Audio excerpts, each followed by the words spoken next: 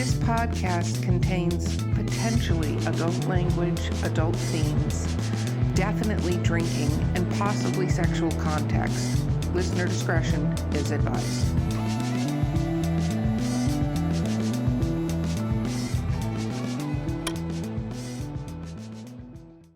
Welcome to Drinking with Authors, the literary briefs and we had already been drinking podcast. I'm your host, Erica Lance. My co-host today in her Mario shirt is CR Rice.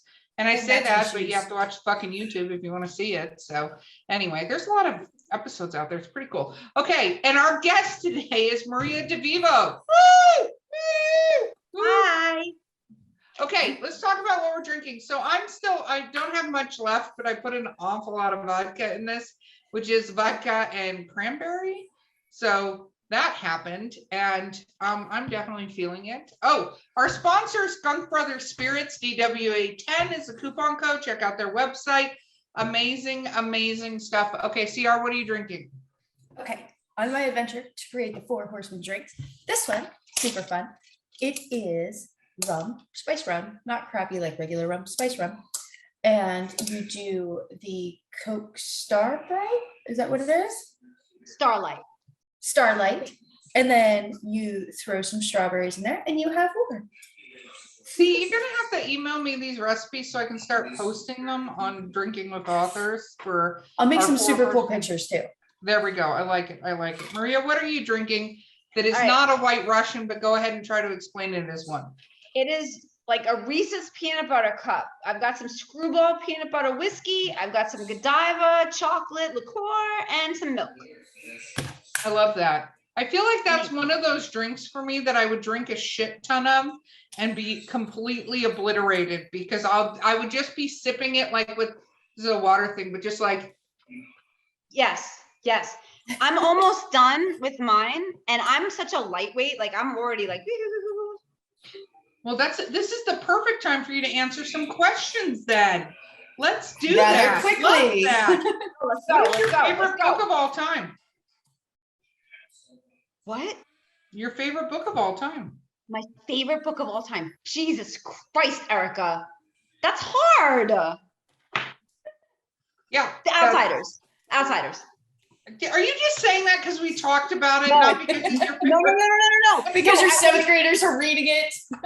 No, I will tell you that was actually the book. When I read it at 12 years old, I was like, okay, I'm gonna fucking be an author. Very cool. It is. I have to say that actually is one of the movies that follows the book pretty well. Oh, word for word. Yeah. No. Okay, we'll give it that. Okay. What is your least favorite? Oh, you teach language arts, so you get to answer this. What is your least favorite book of all time?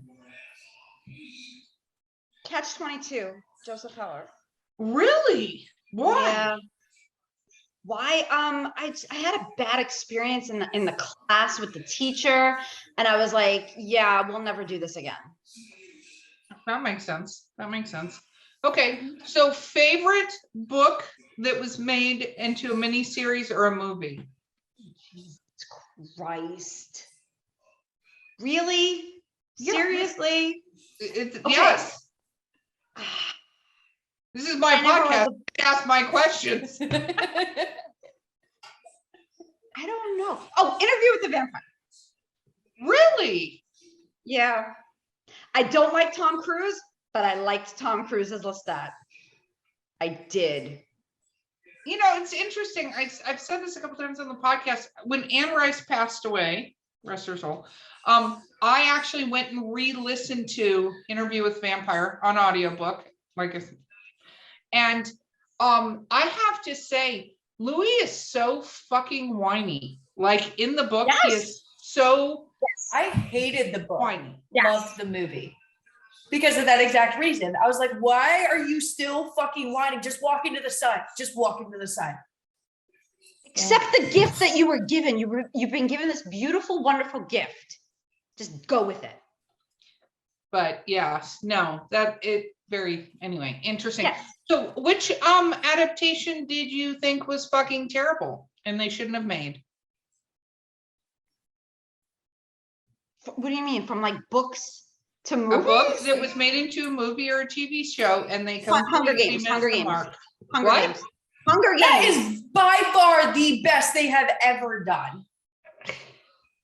Oh, wow. They absolutely, if you go and you actually, like when you read the books as you watch the movies, it follows it nearly perfectly. The No, only thing they that fucked really up pissed me Rue. off- They fucked up Rue. They fucked up Rue.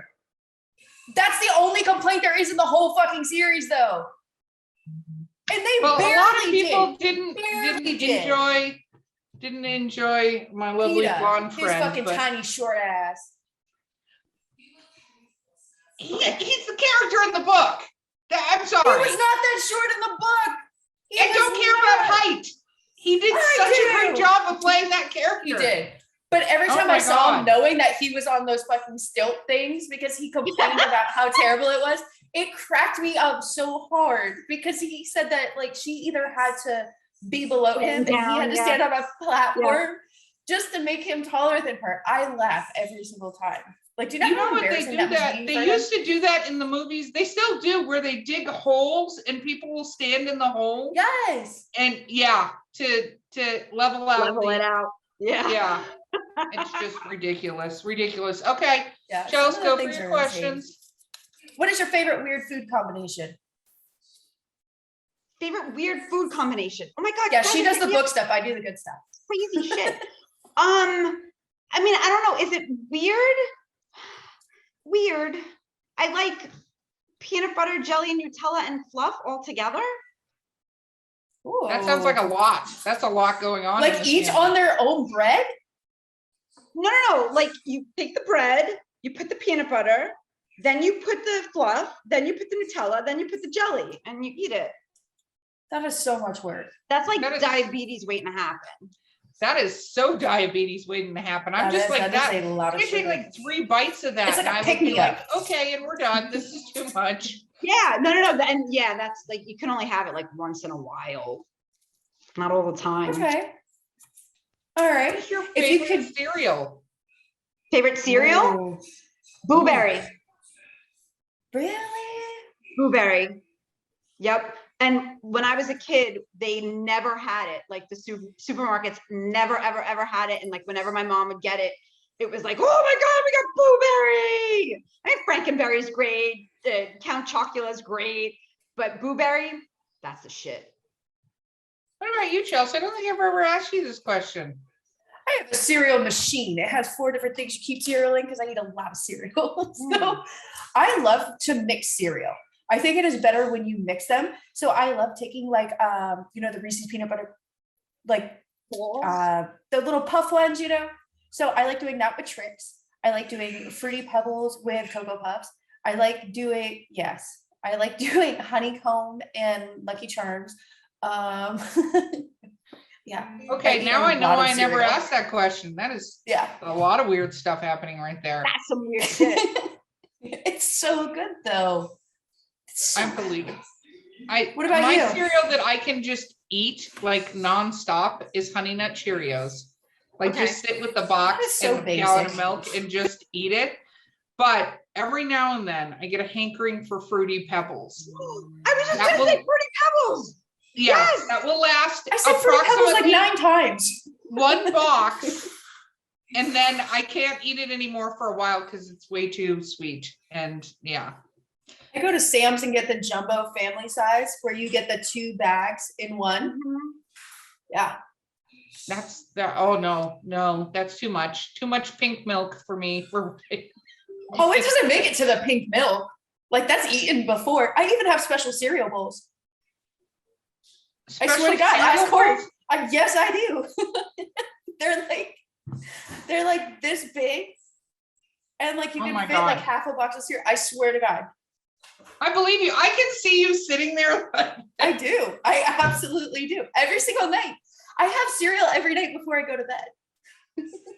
Cereal's awesome. Oh my God. Okay. Okay. I'm gonna ask your other questions about the character. So I broke Erica. So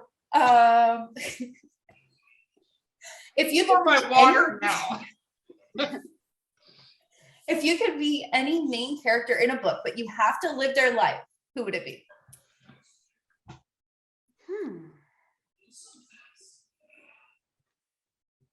have to live their life? You Their have to whole have their life. whole story, basically. You can't like have Yes. only one good part and not the bad part of their story. Huh. I'm gonna be Ebenezer Scrooge. Okay. Okay. Terrible That's person fucked then up, ends right? up with That's, the like, so perfect fucked ending. up. That's pretty great.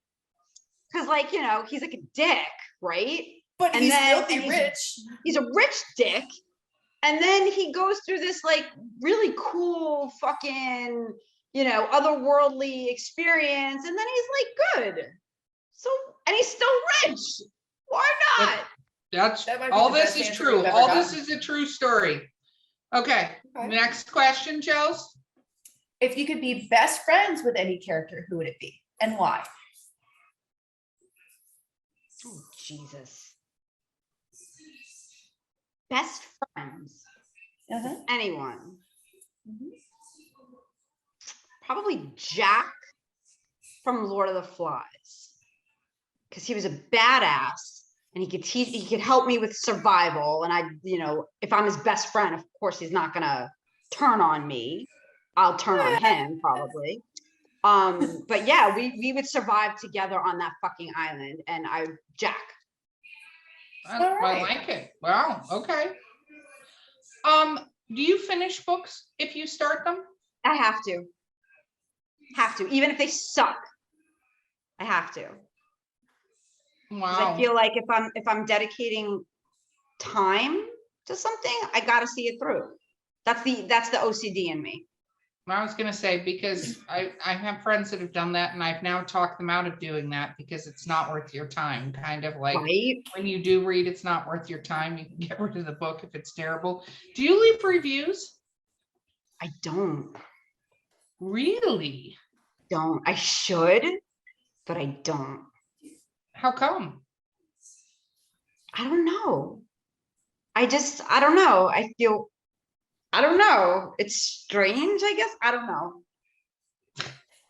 You I don't know, know. I had a whole thing on, I was like, oh, leave a reviews. I will not leave a review if I'm going to give it below 4 stars now. It used to be 3 stars. If I'm not going to give the book 4 and above, I do not leave a review.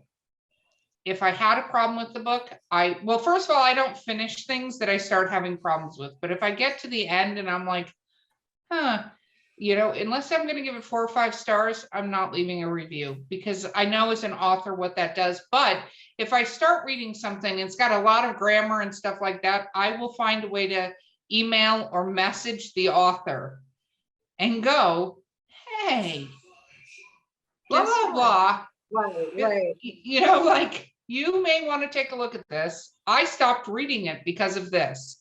And it won't be because if I don't like the story or I'm not into the genre and I find that if I've started reading, I don't comment on it because it's just not for me. But if it's like there are technical problems with the book, Right. then I'm like, hi, I'm just informing, you might not care, but I'm informing you of this because I stopped reading your book, right? Because of this. Yeah, I'm aggressive. I had a friend of mine that published a series and he had said, hey, could you read this and can you leave a review? So I did it as a favor to him, you know what I mean? But just generally, I just don't. I don't know. Is that bad? No, that makes sense. No, and I think that's something that can be weird for authors is that we can get asked to read somebody else's work, like as a friend. I don't do that anymore. I don't go, hey, will you read my book? Right. And when I first published, I was like, oh, I'd really like to know. I stopped doing that because I went, I shouldn't be doing that to somebody reading my work. Now, if I want you to leave a blurb on it and you're a friend in that genre, I might reach out and go, hey, I'm trying to do this with my book. Are you interested in being willing to blurb it for me? Right. Sure. So that, you know, that's one thing, but I don't ask the other way around. And if they don't want to, like, I don't follow up with them. I'll do maybe one, hey, just checking in, good to see you, but let me know either way. Like, I make it very vague because if they don't want to blurb it, I haven't had that happen, but if they didn't want to blurb it, I'm not going to force them to blurb it because I've been given a couple books to do that with from friends. And I'm like, Not good. Not good here. And I This think is it's also one of those things where like some authors need it, especially with how much that, the self-publishing has taken off. You can reach all of your authors on some form of social media. Like I let somebody know the other day, it was somebody in my genre, because like I try to read the same genre to see what people are doing and things like that. And somehow when she had uploaded her book onto Amazon, 3 chapters weren't there. So it went from chapter, I think it was like 15 to chapter 19. Yikes. And I didn't realize it initially, because you're just like, I was e-reading it. So like, I was just like scrolling up or whatever. And then I was like, wait a second, who the fuck is this person? So then I let them know. But then like, if you don't like a book, like for a technical reason, let the author know why, because maybe it's a plot hole. Maybe they uploaded something wrong, or there's 1,000 things that could have happened, but don't just not say anything, because then you do have the people who will go out and just trash somebody, and then it'll stop them from doing something that they really care about. very true. Very true. Okay. Chelsea, ask the paranormal creature question. If you could be any paranormal creature, what would it be? I already am one. That's Okay, very so true. for pretensies, if you weren't. No, I think being a werewolf might be kind of cool. That would be fun. What kind of werewolf? Like, are you going uncontrollable, full moon? You may not even know you are one. For sure. That's the only way to be. I mean, I think being able to control it would be super fun. That way, when somebody pisses you off, you could just like Hulk out your hand and slash 3 of their tires. Because if you do 4, insurance covers it. True. Yeah, I don't know. I think uncontrollable would be kind of my style. Okay. Well, and it also depends then on what uncontrollable are you? Are you, like there's we could go down a whole rabbit hole. Yeah, so like you hear a heartbeat and you slaughter a town, or like you, like what? Like where does it end? Uncontrollable, like you go and devour like everybody's, you get distracted by a squirrel and all of a sudden you're chasing a squirrel for the rest of the night, or no, you just anything and everything in your sight, like just to have that uninhibited animal come out and just wreak havoc. Just go for it. Do it. No, because that gets dark, because like you could be by a school, you could be by a little kid outside, you could do all kinds of things. Okay. This is terrible. This is true. Okay, question. You've been to a lot of conventions. Has anybody ever cosplayed as your character? No, they haven't. Oh, well, that's a challenge out there, I believe, right? Yeah. Cough, cough, nudge, nudge. Yeah, if you're listening, dress up as one of the characters. Sure. What was it like to do your first autograph? It was surreal. It was definitely a surreal moment when somebody was like, oh, would you sign this for me? And they like had just handed me money, like they're paying me for something that I produced. Like I wrote this, like this is my baby. You just gave me money and now you want me to like that was really fun. It was like a very nice moment. It definitely was. Have you had the fangirl moment yet, where somebody sees you and just goes completely nuts? Yes. I was at it was a Tampa Bay Comic-Con, and I had been doing Tampa Bay since 2013. So I had been there the year before and whatever, and then now it was the following year, and I just had the sequel to the Koloff had just come out, and this dude, he just runs. I see him like beeline from the door, and we make eye contact, and he just runs at me, and I'm like, whoa, and I'm looking at him, I'm like, all right, he looks familiar. I think I know him, and he was like, I was looking all over for you. Oh my God, I had to get your new book and I didn't want to get it online. I want you to sign it. And he totally had this fanboy moment, and it was really cool. It's neat, isn't it, when they have that? Have you had people bring up things in your book that you don't remember when you're talking to them? All the time. And I'll be like, oh yeah, that's right, sure. Like because you're constantly writing and editing and doing all the projects, and like your head, you can't remember every little last detail. But they do. They do.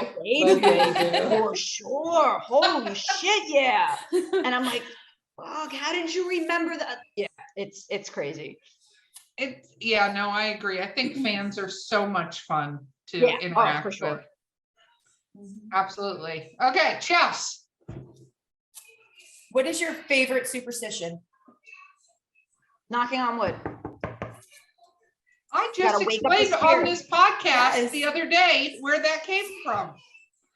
You gotta wake up the spirits. You gotta, you're making your offering to the spirits. See? Wait, talked about this on the podcast the other day. I was like, this is where it comes from. Yeah, Chelsea, you didn't know that? Oh no, I did. It was just her. I was sitting here before she started talking. I was like, who did I just have this conversation with? And I was trying to think. And then Erica had said we just talked about this on a podcast, and I was like, holy shit, that was who it was, because I had one of those moments where I was like, is this deja vu? Like, is this one of those deja vu? The best The black superstition. cat in the Matrix. Yeah. Very cool. Are there any superstitions that you are like, this is completely ridiculous? None that I could think of. I mean, the whole the black cat thing that's dumb to me, because black cats are nothing but lucky for me. I don't know. Well, you're kind of on that side of the veil, so yeah, like nothing really shocks, surprises. Like, it is what it is. What's interesting to me is when you hear about different cultures and different things, especially from the past, and the importance they put on certain things like black cats and stuff. Well, black cats are bad because witches are bad, and witches obviously have black cats because one witch somewhere had a black cat and a vicious rumor started. Right. Or she was seen feeding one and was later claimed to be a witch or something. And they're like, it was that fucking cat she walked by. Right. Because if a black cat crosses your path. The one that used to drive me insane is my grandmother swore on everything over the salt one. Where if you spill salt, you gotta throw some over your shoulder. Oh, over shoulder. But it can't be your left shoulder, it has to be your right shoulder. Unless you drop it, like you nudge it in a certain way, and then it has to be the left shoulder, not the right shoulder. And I'm like, you're just making a mess with salt. That's all you're doing. Because later you're gonna go to walk or something, and you're gonna be like, what the fuck is all over my feet? It's salt. Drives me insane. So unfortunately, I can't stop myself salt around Chelsea is what we've all just learned from that, I believe. But it's so bad. It's so ingrained in me from like such a young age that like I grumble to myself because I still physically have to do it. Right. Like, oh, that's stupid fucking bullshit. Like, yeah. Yeah. And then I go and I grumble the whole time. I get like the broom, and it's a whole thing. What was your favorite story as a child? Like, what was your favorite book that your mom read to you or whatever? It was actually my dad, and he used to read me everything. And I think my favorite of all time was the Dr. Seuss, There's a Rocket in My Pocket. It's one of the lesser known Dr. Seuss stories because they had, I mean, God, why? As I'm talking to you guys, like, why the hell am I so, the Vug underneath the rug. He was the one that the little boy was always scared of. And it was like this creature who was underneath the rug. And I remember that just the page is that the only thing I'm really scared of is the Vug underneath the rug. And it was a dark purpley page and weird, mysterious. And that just got me. And I was like, oh, I love the Vug. I want to have a Vug under the rug. So I loved just the weird creatures, and that was my favorite book. Maria's like, I would like to have a monster under my bed, please. Please. You can cycle through ones. If you could make sort of a clawing noise or growling in the middle of the night, preferred, but generates cold spots. What about you, CR? What is your favorite little childhood story? It's gonna sound terrible. My parents didn't read to me when I was little. Oh, baby. It's not a big deal. Like it was bedtime and we had to go to bed. What story did you like to read for yourself when you got to that age? When I was little, Witch. I remember I was in like first grade, I think, but I was obsessed with books. And the teacher, her name was Miss Andreas. She was the only person that pushed me to read, and she gave it to me. And she was like, "This is several years above you, but I bet you could do it." And so I went home, and it took me. I was a little kid, so it probably wasn't this long, but it felt like it took me years, which it didn't because I was still in the same class. But I finally read it, and it became my favorite book. Aww. See, mine were Where the Wild Happy Things Are. story. Yeah. And I think my mom knew something about me when she decided to read me that book, Where the Wild Things Are. I felt like I was going to get grounded many times in my life, which did come to fruition at some point. So that's very cool. Chelsea, over to you for the final question, my friend. Okay. What is your favorite unappreciated book? Underappreciated, not unappreciated. Like you think it's a book that you love that you feel like everybody should read, but not many people know about.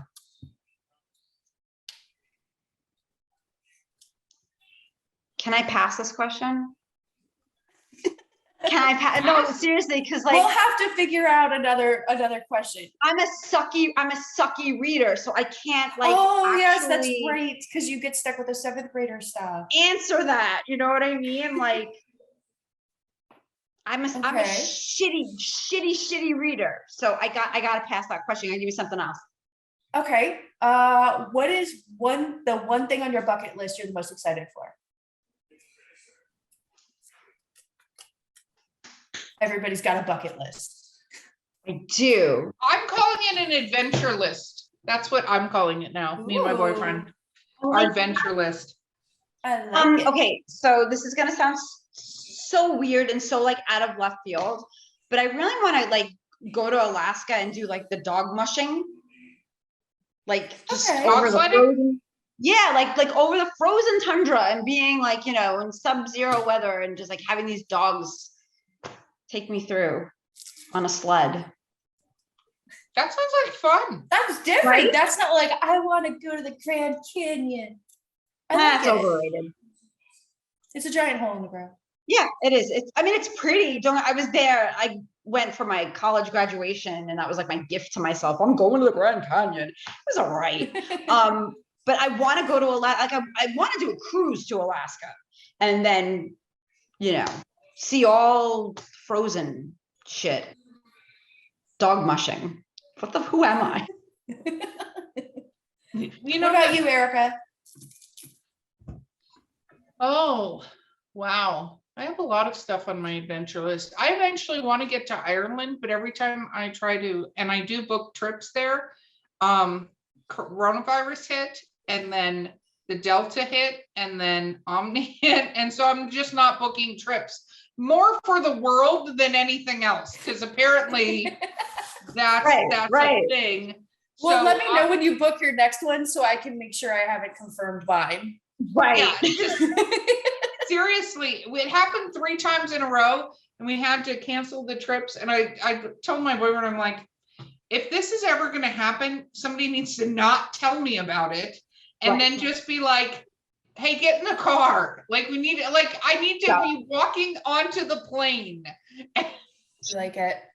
What about you, CR? I want to go to Athens and Thebes to the Temple of Zeus. Oh, That's second. I like that. Yeah. That is my goal. We're hoping in the next year or so, but you know, Erica keeps planning these trips to Ireland and keeps fucking up. You gotta stop doing that. I'm done. Trust me, done. World listening, no hate mail. I'm not booking any trips to Ireland. I will not be responsible for that. Very cool. Okay, so one more time, shameless self-promotion. How do fans find you? You can find me at mariadevivo.com. I'm on TikTok at author Maria Devivo. I'm on Instagram, author Devivo, Facebook at Maria Devivo author. I know it's like all these weird combinations, but the best place to find me is on my website, mariadevivo.com. Awesome sauce. Thank you so much for being on the podcast with us today. Yes. You've been so much fun. Oh, Witch of the Black Circle. It releases technically the day we're recording it. Hold it up. Shameless self-promotion. Awesome. So pretty. Awesome. She's so pretty. She's very pretty. I agree 100%. Okay, this has been Drinking with Authors Literary Briefs Edition. I've been your host, Erica Lance. Our sponsor today has been Skunk Brothers Spirits, DWA 10. Check them out. Veteran and family owned in Washington. They're amazing. My co-host has been CR Rice, and our amazing guest has been Maria Devivo. And we will see you guys next time. Thank you.